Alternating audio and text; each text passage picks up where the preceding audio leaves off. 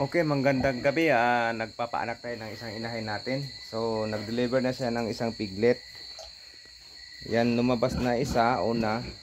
The time is, anong oras ngayon? 9:48. So, anong pizza ngayon, Kat? December 21. December 21. So, nag-deliver na yung ano. So, nag-advance yung delivery ng mami pig natin. So, yan na siya. Nagle-labor siya. At lumabas na yung isa. So, yung isang inahin natin, mayroon na siyang mga biik. At least malusog naman. And then, yung mga patining natin, nandyan sa kabila. So, ito ngayon, inaantabayan na natin kasi nag-bleeding na siya. At may, lalabas na naman yan mamaya. So, may lumabas na isa eh. So, ang mami pig natin is,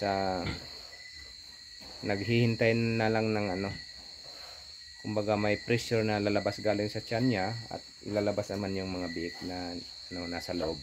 So ito guys, lumabas na yung isang piglet natin.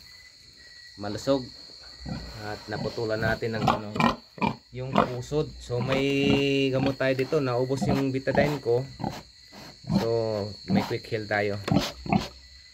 Hindi yung naubos, nakaligtaan kung saan na ilagay. Emergency din kasi. Hindi ko nahanapin. Antabayan ko lang kung may lalabas at nang ma-save natin yung biik. Okay, thank you for watching and good evening everyone.